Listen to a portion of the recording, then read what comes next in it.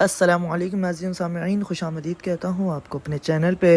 گزشتہ ویڈیو میں ہم نے اس بات کا تذکرہ فرمایا تھا کہ آپ صلی اللہ علیہ وآلہ وسلم کا بچپن کس طرح گزرا، اور انہوں نے اپنے بھائیوں کے ساتھ، دودھ پیتے بھائی، دودھ شریک بھائی جو ہیں حلیمہ سعدیہ کے سگے بیٹے اور بیٹیاں، ان کے ساتھ کھیلنا کودنا، اور اس دوران جو ان کے قبیلے میں یا جو ان کے گاؤں میں چیزیں ہوئیں آپ صلی اللہ علیہ وآلہ وسلم کی برکت کی وجہ سے، جیسے کہ بکریوں کا خوب چر کے آنا اور ان کے تھن دودھ سے بھرے ہونا اور قحط زدہ علاقے برکات وغیرہ آ جانا، یہ سب اللہ نے حضور اکرم صلی اللہ علیہ وآلہ وسلم کی برکت سے ان گاؤں والوں کو عطا فرمائی۔ پھر اس کے بعد ہم نے دیکھا کہ ایک وقت جب وہ اپنے دودھ شریک بھائی بہنوں کے ساتھ کھیل رہے تھے تو کیسے دو آدمی آئے اور ان کا سینہ چاک کر دیا ان کو لٹا کر۔ وہ دو اصل میں حضرت جبرائیل علیہ السلام اور حضرت میکائیل علیہ السلام تھے۔ اس واقعے کے بعد حضرت حلیمہ سعدیہ رضی اللہ تعالیٰ عنہا نے فیصلہ کیا کہ بچے کو دوبارہ ان کی والدہ کے پاس اور ان کے دادا کے پاس چھوڑ کر آ جایا جائے، تو راستے میں اچانک سے وہ غائب ہو گئے۔ چلیے اب آگے دیکھتے ہیں کہ واقعہ میں کیا ہوا ایسا۔ حلیمہ سعدیہ فرماتی ہیں، میں پریشانی کی حالت میں مکہ پہنچی۔ آپ کے دادا عبد المطلب کے پاس پہنچتے ہی میں نے کہا، میں آج رات محمد کو لے کر آ رہی تھی۔ جب میں بالائی علاقے میں پہنچی تو وہ اچانک کہیں گم ہو گئے۔ اب خدا کی قسم میں نہیں جانتی وہ کہاں ہے۔ عبد المطلب یہ سن کر فوراً کعبے کے پاس کھڑے ہو گئے۔ انہوں نے آپ کے مل جانے کے لیے دعا کی، پھر آپ کی تلاش میں روانہ ہوئے۔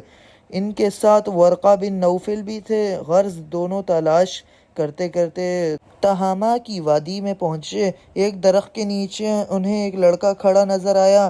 اس درخت کی شاخیں بہت گھنی تھیں۔ عبد المطلب نے پوچھا، لڑکے تم کون ہو؟ حضور صلی اللہ علیہ وآلہ وسلم چونکہ اس وقت تک قد نکال چکے تھے اس لیے عبد المطلب پہچان نہ سکے۔ آپ کا قد تیزی سے بڑھ رہا تھا۔ جواب میں آپ نے فرمایا، میں محمد بن عبداللہ بن عبد المطلب ہوں۔ یہ سن کر عبد المطلب بولے، تم پر میری جان قربان، میں ہی تمہارا دادا ہوں۔ پھر انہوں نے آپ کو اٹھا کر سینے سے لگایا اور رونے لگے۔ آپ کو گھوڑے پر اپنے آگے بٹھایا اور مکہ کی طرف چلے۔ گھر آ کر انہوں نے بکریاں اور گائیں ذبح کیں اور مکے والوں کو دعوت دی۔ آپ کے مل جانے کے بعد حلیمہ سعدیہ حضرت آمنہ کے پاس آئیں تو انہوں نے پوچھا، حلیمہ اب آپ بچے کو کیوں لے آئیں؟ آپ کی تو خواہش تھی کہ یہ ابھی آپ کے پاس رہیں۔ انہوں نے جواب دیا، یہ اب بڑے ہو گئے ہیں اور اللہ کی قسم میں اپنی ذمہ داری پوری کر چکی ہوں۔ میں خوف محسوس کرتی رہتی ہوں کہ کہیں انہیں کوئی حادثہ نہ پیش آ جائے، لہٰذا انہیں آپ کے سپرد کرتی ہوں۔ حضرت آمنہ کو یہ جواب سن کر حیرت ہوئی، بولیں، مجھے سچ سچ بتاؤ ماجرا کیا ہے؟ تب انہوں نے سارا حال کہہ سنایا۔ حلیمہ سعدیہ نے دراصل کئی عجیب و غریب واقعات دیکھے تھے۔ ان واقعات کی وجہ سے وہ بہت پریشان ہو گئی تھیں۔ پھر سینہ مبارکہ چاک کیے جانے والا واقعہ پیش آیا تو وہ آپ کو فوری طور پر واپس کرنے پر مجبور ہوئیں۔ وہ چند واقعات حضرت حلیمہ رضی اللہ تعالیٰ عنہا اس طرح بیان کرتی ہیں، ایک مرتبہ یہودیوں کی ایک جماعت میرے پاس سے گزری۔ یہ لوگ آسمانی کتاب تورات کو ماننے کا دعویٰ کرتے تھے۔ میں نے ان سے کہا، کیا آپ لوگ میرے اس بیٹے کے بارے میں کچھ بتا سکتے ہیں؟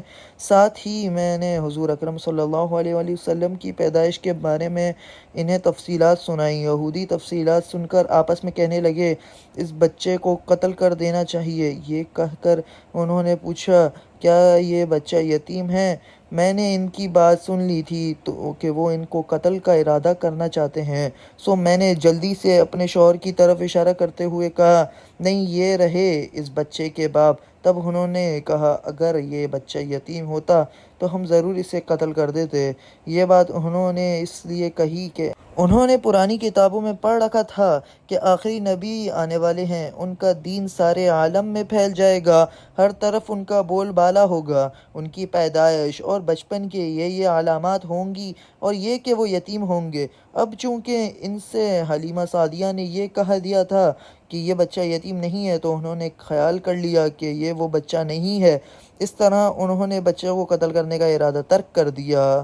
اسی طرح ان کے ساتھ یہ واقعہ پیش آیا۔ ایک مرتبہ وہ آپ کو عکاس کے میلے میں لے آئیں۔ جاہلیت کے دور میں یہاں بہت مشہور میلہ لگتا تھا۔ یہ میلہ طائف اور نخلا کے درمیان میں لگتا تھا۔ عرب کے لوگ حج کرنے آتے تو شوال کا مہینہ اس میلے میں گزارتے تھے، کھیلتے کودتے اور اپنی بڑائیاں بیان کرتے۔ حلیمہ سعدیہ رضی اللہ تعالیٰ عنہا کہتی ہیں، آپ کو لیے بازار میں گھوم رہی تھیں کہ ایک کاہن کی نظر آپ کے پڑی۔ اسے آپ میں نبوت کی علامات نظر آ گئیں۔ اس نے پکار کر کہا، لوگو اس بچے کو مار ڈالو۔ حلیمہ اس کاہن کی بات سن کر گھبرا گئیں اور جلدی سے وہاں سے سرک گئیں۔ اس طرح اللہ تعالیٰ نے حضور صلی اللہ علیہ وآلہ وسلم کی حفاظت فرمائی۔ میلے میں موجود لوگوں نے کاہن کی آواز سن کر ادھر ادھر دیکھا کہ کس بچے کو قتل کرنے کے لیے کہا گیا ہے، مگر انہیں وہاں کوئی بچہ نظر نہیں آیا۔ اب لوگوں نے کاہن سے پوچھا، کیا بات ہے، آپ کس بچے کو مار ڈالنے کے لیے کہہ رہے ہیں؟ اس نے لوگوں کو بتایا، میں نے ابھی ایک لڑکے کو دیکھا، معبودوں کی قسم وہ تمہارے دین کے ماننے والوں کو قتل کرے گا، تمہارے بتوں کو توڑے گا اور وہ تم سب پر غالب آئے گا۔ یہ سن کر لوگ آپ کی تلاش میں ادھر ادھر دوڑے لیکن ناکام رہے۔ حلیمہ سعدیہ آپ صلی اللہ علیہ وآلہ وسلم کو لیے واپس آ رہی تھیں کہ ذی الحجاج کے پاس سے ان کا گزر ہوا۔ یہاں بھی میلہ لگا ہوا تھا۔ اس بازار میں ایک نجومی تھا، لوگ اس کے آس پاس اپنے بچوں کو لے کر آتے تھے۔ وہ بچوں کو دیکھ کر ان کی قسمت کے بارے میں اندازے لگاتا تھا۔ حلیمہ سعدیہ اس کے نزدیک سے گزری تو نجومی کی نظر حضور اکرم صلی اللہ علیہ وآلہ وسلم پر پڑی۔ نجومی کو آپ صلی اللہ علیہ وآلہ وسلم کی مہر نبوت نظر آ گئی، ساتھ ہی آپ صلی اللہ علیہ وآلہ وسلم کی آنکھوں کی خاص سرخی اس نے دیکھ لی۔ وہ چلا اٹھا، اے عرب کے لوگوں، اس لڑکے کو قتل کر دو، یعنی یہ یقیناً تمہارے دین کے ماننے والوں کو قتل کرے گا، تمہارے بتوں کو توڑے گا اور تم پر غالب آئے گا۔ یہ کہتے ہوئے وہ آپ کی طرف جھپٹنے لگا، لیکن اسی وقت وہ پاگل ہو گیا اور اسی پاگل پن میں مر گیا۔ ایک اور واقعہ سیرت ابن ہشام میں ہے کہ حبشہ کے عیسائیوں کی ایک جماعت حضور اکرم صلی اللہ علیہ وآلہ وسلم کے پاس سے گزری۔ اس وقت آپ صلی اللہ علیہ وآلہ وسلم حلیمہ سعدیہ کے ساتھ تھے اور وہ آپ کو آپ کی والدہ کے حوالے کرنے جا رہی تھیں۔ ان عیسائیوں نے آپ صلی اللہ علیہ وآلہ وسلم کے مونڈھوں کے درمیان مہر نبوت کو دیکھا اور آپ صلی اللہ علیہ وآلہ وسلم کی آنکھوں کی سرخی کو بھی دیکھا۔ انہوں نے حلیمہ سعدیہ سے پوچھا، کیا یہ اس بچے کی آنکھوں میں کوئی تکلیف ہے؟ انہوں نے جواب میں کہا، نہیں، کوئی تکلیف نہیں، یہ سرخی تو ان کی آنکھوں میں قدرتی ہے۔ ان عیسائیوں نے کہا، تب اس بچے کو ہمارے حوالے کر دو، ہم اسے اپنے مالک کے پاس لے جائیں گے۔ یہ بچہ پیغمبر اور بڑی شان والا ہے، ہم اس کے بارے میں سب کچھ جانتے ہیں۔ حلیمہ سعدیہ یہ سنتے ہی وہاں سے جلدی سے دوڑی، یہاں تک کہ پیغمبر صلی اللہ علیہ وآلہ وسلم کو آپ صلی اللہ علیہ وآلہ وسلم کی والدہ کے پاس پہنچا دیا۔ ان واقعات میں جو سب سے اہم واقعہ یہ ہے وہ سینہ مبارکہ کو چاک کرنے والا تھا۔ روایات سے یہ بھی ثابت ہے کہ آپ صلی اللہ علیہ وآلہ وسلم کے سینہ مبارکہ پر سلائی کے نشانات موجود تھے، جیسا کہ آج کل کے ڈاکٹر آپریشن کے بعد ٹانکے لگاتے ہیں۔ ٹانکے کھول دیے جانے کے بعد بھی سلائی کے نشانات موجود رہتے ہیں۔ اس واقعے کے بعد حلیمہ سعدیہ اور ان کے خاوند نے فیصلہ کیا کہ اب بچے کو ان کے پاس نہیں رکھنا چاہیے۔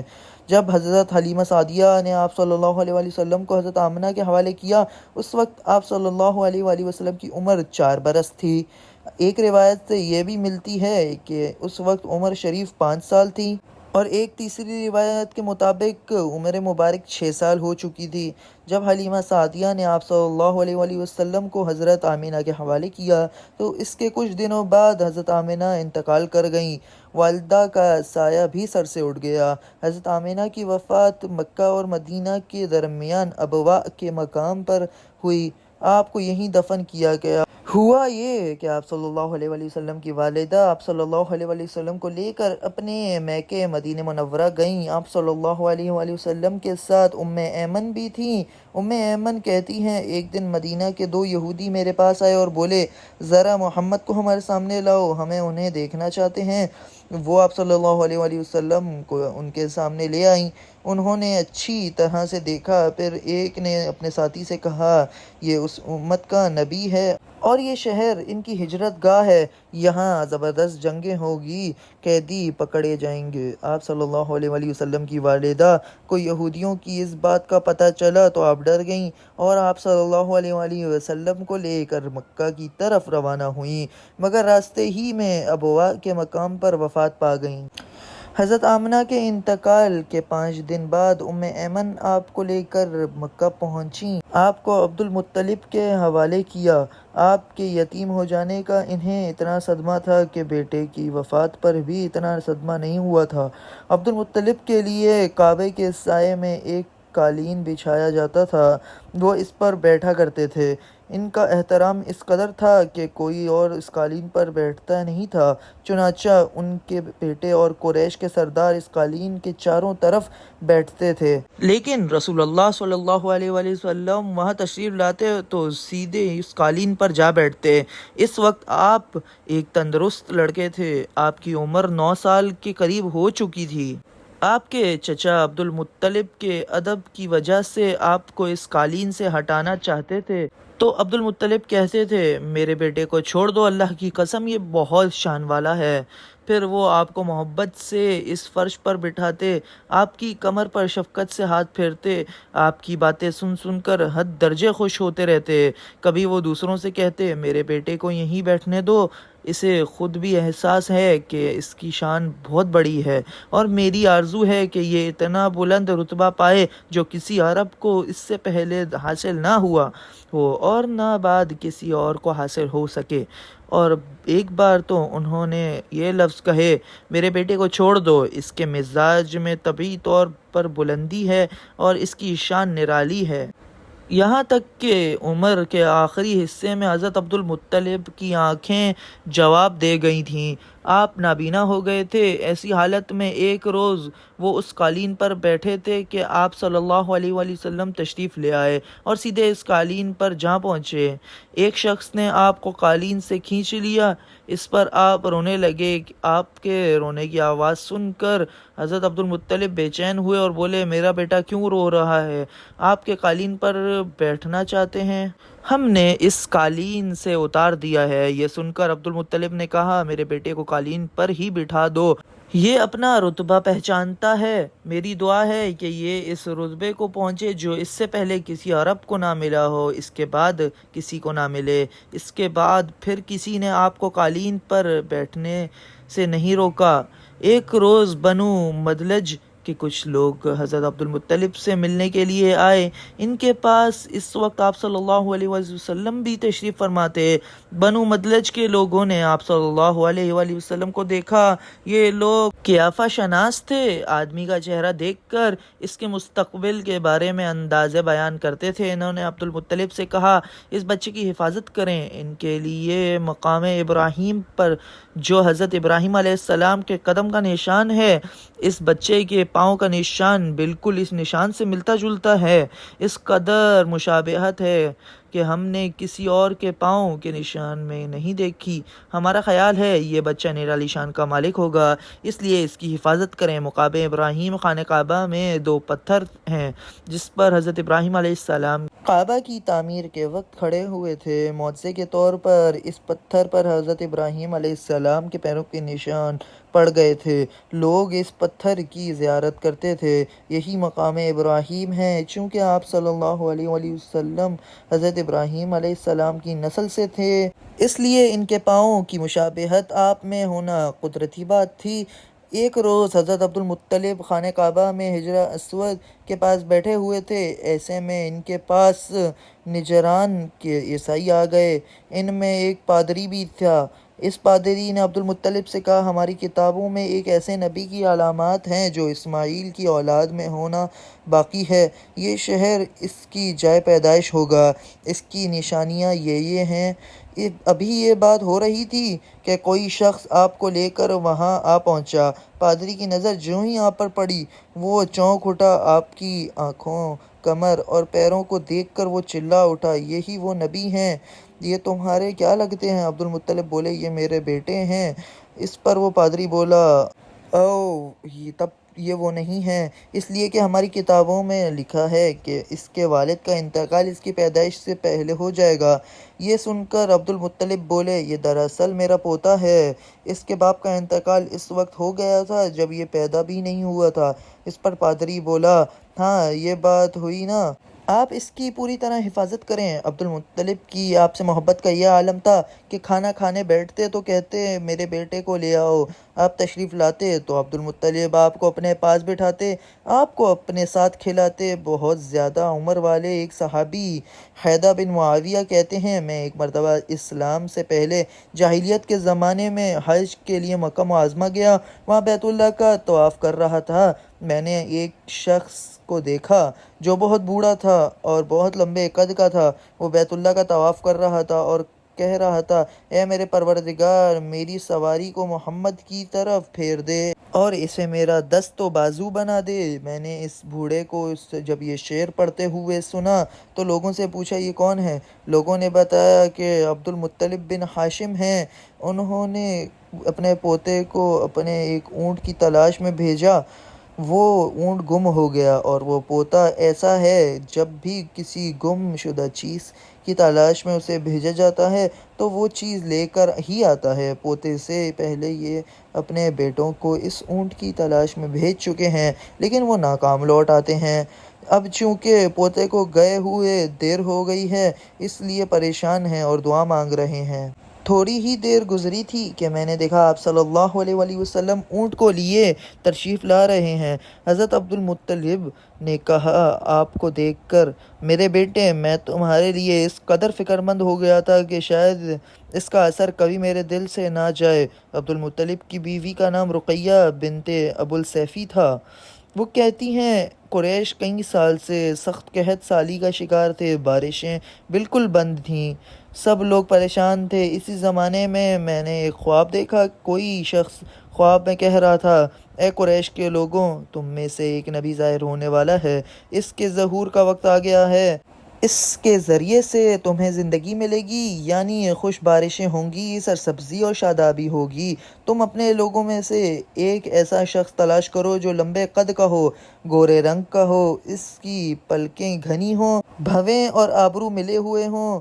وہ شخص اپنی تمام اولاد کے ساتھ نکلے اور تم میں سے ہر خاندان کا ایک آدمی نکلے، سب پاک صاف ہوں اور خوشبو لگائیں، وہ حجر اسود کو بوسہ دیں، پھر سب جبل ابو قیس پر چڑھ جائیں۔ پھر وہ شخص جس کا حلیہ بتایا گیا ہے آگے بڑھے اور بارش کی دعا مانگے، اور تم سب آمین کہو تو بارش ہو جائے گی۔ صبح ہوئی تو رقیقہ نے اپنا یہ خواب قریش سے بیان کیا۔ انہوں نے ان نشانیوں کو تلاش کیا تو سب کی سب نشانیاں انہیں عبد المطلب میں مل گئیں۔ چنانچہ سب ان کے پاس جمع ہوئے، ہر خاندان سے ایک ایک آدمی آیا، ان سب نے شرائط پوری کی۔ اس کے بعد سب ابو قیس پہاڑ پر چڑھ گئے۔ ان میں سے نبی کریم صلی اللہ علیہ وآلہ وسلم بھی تھے۔ آپ اس وقت 9 عمر کے تھے۔ پھر عبد المطلب آگے بڑھے اور انہوں نے یوں دعا کی، اے اللہ، یہ سب تیرے غلام ہیں، تیرے غلاموں کی اولاد ہیں، تیری باندیاں ہیں اور تیری باندیوں کی اولاد ہیں۔ ہم پر جو برا وقت آ پڑا ہے تو دیکھ رہا ہے، ہم مسلسل قحط سالی کا شکار ہیں۔ اب اونٹ، گائیں، گھوڑے، خچر اور گدھے سب ختم ہو چکے ہیں اور جانوروں پر بن آئی ہے، اس لیے ہمارے یہ خوش سالی ختم فرما دے، ہمیں زندگی اور سرسبزی اور شادابی عطا فرما دے۔ ابھی یہ دعا مانگ ہی رہے تھے کہ بارش شروع ہو گئی، وادیاں پانی سے بھر گئیں، لیکن اس بارش میں ایک بہت عجیب بات ہوئی، اور وہ عجیب بات یہ تھی کہ قریش کو یہ سیرابی ضرور حاصل ہوئی مگر یہ بارش قبیلہ قیس اور قبیلہ مضر کے قریبی بستیوں میں بالکل نہ ہوئی۔ اب لوگ بہت حیران ہوئے کہ یہ کیا بات ہوئی، ایک قبیلے پر بارش اور آس پاس کے قبیلے سب بارش سے محروم۔ تمام قبیلوں کے سردار جمع ہوئے، اس سلسلے میں بات چیت شروع ہوئی۔ ایک سردار نے کہا، ہم زبردست قحط اور خوش سالی کا شکار ہیں، جبکہ قریش کو اللہ تعالیٰ نے بارش عطا کی ہے اور یہ عبد المطلب کی وجہ سے ہوا ہے، اس لیے ہم سب ان کے پاس چلتے ہیں، اگر وہ ہمارے لیے دعا کر دیں تو شاید انشاءاللہ ہمیں اللہ بارش دے دیں۔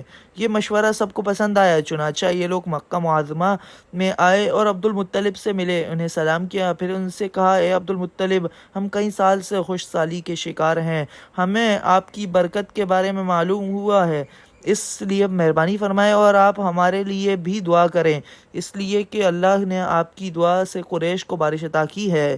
ان کی یہ بات سن کر عبد المطلب نے کہا اچھی بات ہے، میں کل میدان عرفات میں آپ لوگوں کے لیے بھی دعا کروں گا۔ دوسرے دن صبح سویرے عبد المطلب میدان عرفات کی طرف روانہ ہوئے، ان کے ساتھ دوسرے لوگوں کے علاوہ ان کے بیٹے اور اللہ کے رسول صلی اللہ علیہ وآلہ وسلم بھی تھے۔ عرفات کے میدان میں عبد المطلب کے لیے ایک کرسی بچھائی گئی، وہ اس پر بیٹھ گئے، نبی کریم صلی اللہ علیہ وآلہ وسلم کو انہوں نے گود میں بٹھا لیا، پھر انہوں نے ہاتھ اٹھا کر یوں دعا کی، اے اللہ، چمکنے والی بجلی کے پروردگار اور کڑکنے والی گرج کے مالک، پالنے والوں کے پالنے والے اور مشکلات کو آسان کرنے والے، یہ قبیلہ قیس اور قبیلہ مدر کے لوگ ہیں، یہ بہت پریشان ہیں، ان کی کمریں جھک گئی ہیں، یہ تجھ سے اپنی لاچاری اور بے کسی کی فریاد کرتے ہیں اور جان و مال کی بربادی کی شکایت کرتے ہیں، پس اے اللہ ان کے لیے خوب برسنے والے بادل بھیج اور آسمان سے ان کے لیے رحمت عطا فرماتا رہے کہ ان کی زمینیں سرسبز ہو جائیں اور ان کی تکالیف دور ہو جائیں۔ عبد المطلب ابھی یہ دعا کر ہی رہے تھے کہ ایک سیاہ بادل اٹھا عبد المطلب کی طرف آیا اور اس کے بعد اس کا رخ قبیلہ قیس اور بنو مضر کی بستیوں کی طرف ہو گیا۔ یہ دیکھ کر عبد المطلب نے کہا اے گروہ قریش و مضر، جاؤ تمہیں سیرابی حاصل ہو گئی ہے۔ چنانچہ یہ لوگ جب اپنی بستیوں میں پہنچے تو وہاں بارش شروع ہو چکی تھی۔ آپ 7 سال کے ہو چکے تھے کہ آپ کی آنکھیں دکھنے کو آ گئیں۔ مکہ میں آنکھوں کا علاج کرایا گیا لیکن افاقہ نہ ہوا۔ عبد المطلب نے کسی سے کہا عکاظ کے بازار میں ایک راہب رہتا ہے، وہ آنکھوں کی تکالیف کا علاج کرتا ہے۔ عبد المطلب آپ کو اس کے پاس لے گئے، اس کی عبادت گاہ کا دروازہ بند تھا، انہوں نے اسے آواز دی، راہب نے کوئی جواب نہ دیا۔ اچانک عبادت گاہ میں شدید زلزلہ آیا، راہب ڈر گیا کہ کہیں عبادت خانہ اس کے اوپر نہ گر پڑے، اس لیے ایک دم باہر نکل آیا۔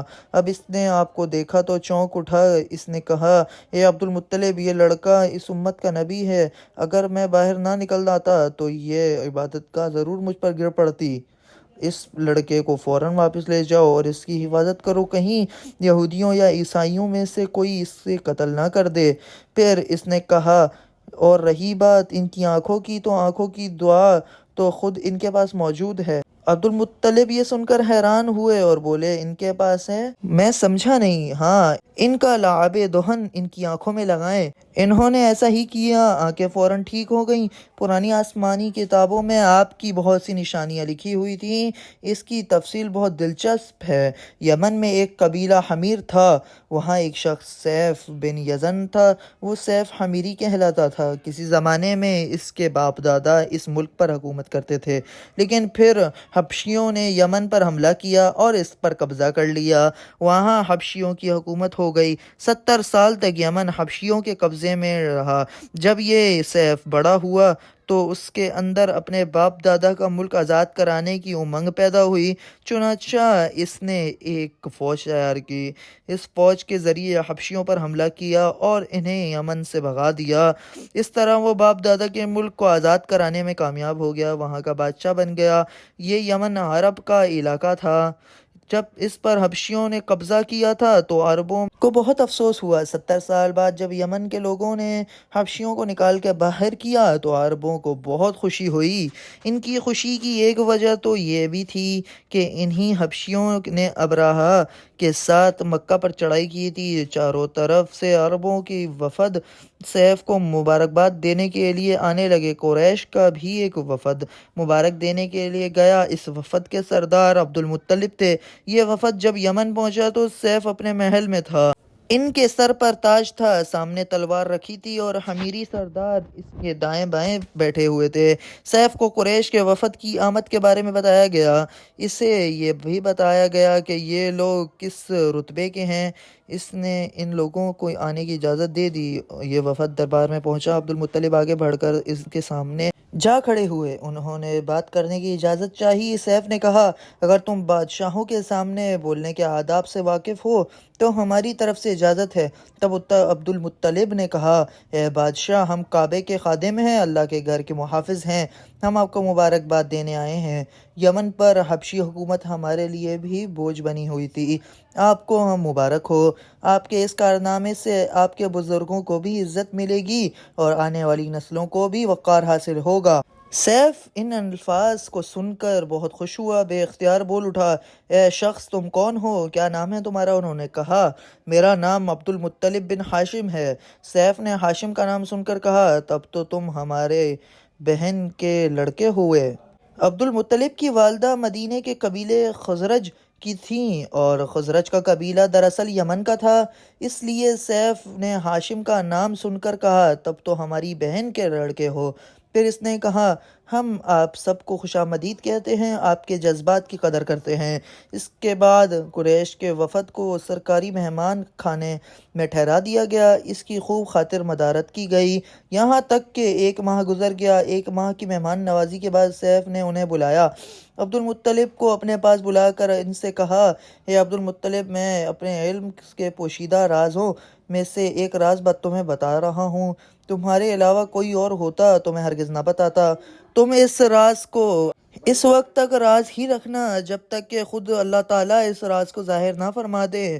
ہمارے پاس ایک پوشیدہ کتاب ہے، وہ پوشیدہ رازوں کا ایک خزانہ ہے، ہم دوسروں سے اس کو چھپا کر رکھتے ہیں۔ میں نے اس کتاب میں ایک بہت عظیم الشان خبر اور ایک بڑے خطرے کے بارے میں پڑھ لیا ہے، اور وہ آپ کے بارے میں ہے۔ عبد المطلب یہ باتیں سن کر حد درجہ حیرت زدہ ہوئے اور پکار اٹھے، میں سمجھا نہیں، آپ کہنا کیا چاہتے ہیں؟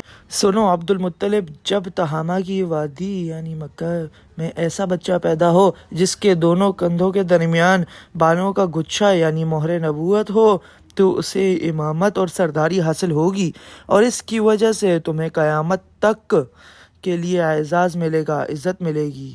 عبد المطلب نے یہ سن کر کہا، اے بادشاہ، اللہ کرے آپ کو بھی ایسی خوش بختی میسر آئے۔ آپ کی ہیبت مجھے روک رہی ہے، ورنہ میں آپ سے پوچھتا کہ اس بچے کا زمانہ کب ہوگا۔ بادشاہ نے جواب میں کہا، یہی اس کا زمانہ ہے، وہ اسی زمانے میں پیدا ہوگا یا پیدا ہو چکا ہے، اس کا نام محمد ہوگا، اس کی والدہ کا انتقال ہو جائے گا، اس کے دادا اور چچا اس کی پرورش کریں گے، ہم بھی اس سے آرزو مند رہیں کہ وہ بچہ ہمارے ہاں پیدا ہو۔ اللہ تعالیٰ اسے کھلے عام ظاہر فرمائے گا، اور اس کے لیے ہم میں سے یعنی مدینے کے قبیلے خزرج میں اس نبی کے مددگار بنائے گا۔ ہم میں سے اس نے اس کے لیے کہا کہ خزرج اصل میں یمن کے لوگ تھے، ان کے ذریعے اس نبی کے خاندان اور قبیلے والوں کو عزت حاصل ہوگی، اور ان کے ذریعے ان کے دشمنوں کو ذلت ملے گی، اور ان کے ذریعے وہ تمام لوگوں سے مقابلہ کرے گا، اور ان کے ذریعے زمین میں اہم علاقے فتح ہو جائیں گے۔ وہ نبی رحمان کی عبادت کرے گا، شیطان کو دھمکائے گا، آتش کدوں کو ٹھنڈا کرے گا یعنی آگ کے پجاریوں کو مٹائے گا، بتوں کو توڑ ڈالے گا، اس کی ہر بات آخری فرمان ہوگی، اس کے احکامات انصاف والے ہوں گے، وہ نیک کاموں کا حکم دے گا، خود بھی ان پر عمل کرے گا، برائیوں سے روکے گا، ان کو مٹا ڈالے گا۔ عبد المطلب نے سیف بن یزن کو دعا دی، پھر کہا، کچھ اور تفصیل بیان کریں؟ بات ڈھکی چھپی ہے اور علامتیں پوشیدہ ہیں، مگر اے عبد المطلب، اس میں شبہ نہیں کہ تم اس کے دادا ہو۔ عبد المطلب نے یہ سن کر فوراً سجدے میں گر گئے، اور پھر سیف نے ان سے کہا، اپنا سر اٹھاؤ، اپنی پیشانی اونچی کرو اور مجھے بتاؤ جو کچھ میں نے تم سے کہا ہے، کیا تم نے ان میں سے کوئی علامت اپنے یہاں دیکھی ہے؟ اس پر عبد المطلب نے کہا، ہاں، میرا ایک بیٹا تھا، میں اسے بہت چاہتا تھا، میں نے ایک شریف اور معزز لڑکی آمنہ بنت وہب عبد المناف سے اس کی شادی کر دی، وہ میری قوم کے انتہائی باعزت خاندان سے تھی، اس سے میرے بیٹے کے ہاں ایک لڑکا پیدا ہوا، میں نے اس کا نام محمد رکھا، اس بچے کا باپ اور ماں دونوں فوت ہو چکے ہیں، اب میں اور اس کا چچا ابو طالب اس کی دیکھ بھال کرتے ہیں۔ اب سیف نے ان سے کہا، میں نے تمہیں جو کچھ بتایا ہے وہ واقعہ اسی طرح ہے، اب تم اپنے پوتے کی حفاظت کرو، اسے یہودیوں سے بچائے رکھو، اس کے لیے کہ وہ اس کے دشمن ہیں۔ یہ اور بات ہے کہ اللہ تعالیٰ ہرگز ان لوگوں کو ان پر قابو نہیں پانے دے گا، اور میں نے جو کچھ آپ کو بتایا ہے اس کا اپنے قبیلے والوں سے ذکر نہ کرنا۔ مجھے ڈر ہے کہ ان باتوں کی وجہ سے ان لوگوں میں حسد و جلن نہ پیدا ہو جائے۔ یہ لوگ سوچ سکتے ہیں یہ عزت و بلندی آخر انہیں کیوں نہیں ملنے والی؟ یہ لوگ ان کے راستے میں رکاوٹیں کھڑی کریں گے۔ اگر یہ لوگ اس وقت تک زندہ نہ رہے تو ان کی اولادیں یہ کام کریں گی۔ اگر مجھے معلوم نہ ہوتا کہ اس نبی کے ظہور سے پہلے ہی موت مجھے آ لے گی تو میں اپنے اونٹوں اور قافلے اس کے ساتھ روانہ ہوتا اور اس کی سلطنت کے مرکز یثرب پہنچتا، کیونکہ میں اس کتاب میں یہ بات پاتا ہوں کہ شہر یثرب ان کی سلطنت کا مرکز ہوگا، ان کی طاقت کا سرچشمہ ہوگا، ان کی مدد و نصرت کا ٹھکانہ ہوگا، اور ان کی وفات کی جگہ ہوگی، اور انہیں دفن بھی یہیں کیا جائے گا۔ اور ہماری کتاب پچھلے علوم سے بھری پڑی ہے۔ مجھے پتا ہے اگر میں اسی وقت ان کی عظمت کا اعلان کروں تو خود ان کے لیے اور میرے لیے خطرات پیدا ہو جائیں گے۔ یہ ڈر نہ ہوتا تو میں اسی وقت ان کے بارے میں یہ تمام باتیں سب کو بتا دیتا، عربوں کے سامنے ان کی سربلندی اور اونچے رتبے کی داستانیں سنا دیتا، لیکن میں نے یہ راز تمہیں بتایا ہے، تمہارے ساتھیوں میں سے بھی کسی کو نہیں بتایا۔ اس کے بعد اس نے عبد المطلب کے ساتھیوں کو بلایا، ان میں سے ہر ایک کو 10 حبشی غلام، 10 حبشی باندیاں اور دہاڑی دار یمن کی چادریں، بڑی مقدار میں سونا چاندی، 100 اونٹ اور عنبر کے بڑے بڑے ڈبے دیے۔ پھر عبد المطلب کو اس سے 10 گنا زیادہ دیا اور بولا، سال گزرنے پر میرے پاس ان کی خبر لے کر آنا اور ان کے حالات بتانا۔ سال گزرنے سے پہلے ہی اس بادشاہ کا انتقال ہو گیا۔ عبد المطلب اکثر اس بادشاہ کا ذکر کیا کرتے تھے۔ آپ کی عمر 8 سال کی ہوئی تو عبد المطلب کا انتقال ہو گیا۔ اس طرح ایک عظیم سرپرست کا ساتھ چھوٹ گیا۔ اس وقت عبد المطلب کی عمر 95 برس کی تھی۔ تاریخ کے بعض کتابوں میں ان کی عمر اس سے بھی زیادہ لکھی تھی۔ جس وقت عبد المطلب کا انتقال ہوا ان کی چارپائی کے پاس موجود تھے آپ رونے لگے۔ عبد المطلب کو عجون کے مقام پر ان کے دادا قصی کے پاس دفن کیا گیا۔ مرنے سے پہلے انہوں نے نبی کریم صلی اللہ علیہ وآلہ وسلم کو اپنے بیٹے ابو طالب کے حوالے کیا، اور اب ابو طالب آپ کے نگراں ہوئے۔ انہیں بھی یہ آپ سے بے تحاشا محبت ہو گئی۔ ان کے بھائی عباس اور زبیر بھی آپ کا بہت خیال رکھتے تھے۔ پھر زبیر بھی انتقال کر گئے تو آپ کی نگرانی آپ کے چاچا ابو طالب ہی کی کرتے تھے۔ انہیں بھی نبی کریم صلی اللہ علیہ وآلہ وسلم سے بہت محبت تھی۔ جب انہوں نے آپ کی برکات دیکھی، معجزے دیکھے تو ان کی محبت میں اور اضافہ ہو گیا۔ یہ مالی اعتبار سے کمزور تھے۔ 2 وقت سارے گھرانے کو پیٹ بھر کر کھانا نہیں ملتا تھا، لیکن جب نبی کریم صلی اللہ علیہ وآلہ وسلم ان کے ساتھ کھانا کھاتے تو تھوڑا کھانا بھی ان کے لیے کافی ہو جاتا، سب کے پیٹ بھر جاتے۔ اسی لیے جب دوپہر یا رات کے کھانے کا وقت ہوتا تو اور سب دسترخوان پر بیٹھے ہوتے تو ابو طالب ان سے کہتے، ابھی کھانا شروع نہ کرو، میرا بیٹا آ جائے پھر شروع کرنا۔ پھر آپ تشریف لے آتے اور ان کے ساتھ بیٹھ جاتے۔ آپ کی برکت اس طرح ظاہر ہوتی کہ سب سیر ہو جانے کے بعد بھی کھانا بچ جاتا۔ اگر دودھ ہوتا تو نبی صلی اللہ علیہ وآلہ وسلم کو پینے کے لیے دیا جاتا۔ پھر ابو طالب کے بیٹے پیتے، یہاں تک کہ ایک ہی پیالے سے سب کے سب دودھ پی لیتے ہیں، خوب سیر ہو جاتے اور دودھ پھر بھی بچ جاتا۔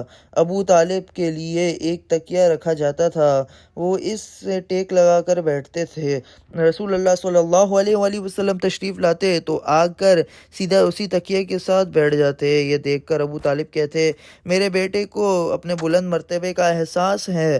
ایک بار مکہ میں قحط پڑ گیا، بارش بالکل نہ ہوئی، لوگ ایک دوسرے سے کہتے تھے لات اور عزی سے بارش کی دعا کرو، کچھ کہتے تھے تیسرے بڑے بت منات پر بھروسہ کرو۔ اسی دوران ایک بوڑھے نے کہا، تم حق اور سچائی سے بھاگ رہے ہو، تم میں ابراہیم علیہ السلام و اسماعیل علیہ السلام کی نشانی موجود ہے، تم اسے چھوڑ کر غلط راستے پر کیوں جا رہے ہو؟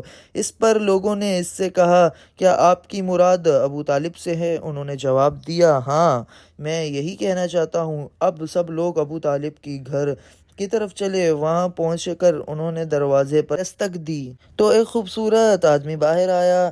اس نے تہبند لپٹ رکھا تھا۔ سب لوگ اس کی طرف بڑھے اور بولے، اے ابو طالب، وادی میں قحط پڑا ہے، بچے بھوکے مر رہے ہیں، اس لیے آؤ اور ہمارے لیے بارش کی دعا کرو۔ چنانچہ ابو طالب باہر آئے، ان کے ساتھ رسول اللہ صلی اللہ علیہ وآلہ وسلم بھی تھے۔ آپ ایسے لگ رہے تھے جیسے اندھیرے میں سورج نکل آیا ہو۔ ابو طالب کے ساتھ اور بھی بچے تھے، لیکن انہوں نے آپ ہی کا بازو پکڑا ہوا تھا۔ اس کے بعد ابو طالب نے آپ کی انگلی پکڑ کر کعبے کا طواف کیا۔ یہ طواف کر رہے تھے اور دوسرے لوگ آسمان کی طرف نظر اٹھا کر دیکھ رہے تھے، جہاں بادل کا ایک ٹکڑا بھی نہیں تھا، لیکن پھر اچانک ہر طرف ہی بادل سے گھر گیا اور اس قدر زور و شور سے بارش شروع ہو گئی کہ شہر اور جنگل سیراب ہو گئے۔ ابو طالب ایک بار ذی الحجاز کے میلے میں گئے۔ یہ جگہ عرفات سے تقریباً 8 کلومیٹر دور ہے۔ ان کے ساتھ رسول اللہ صلی اللہ علیہ وآلہ وسلم بھی تھے۔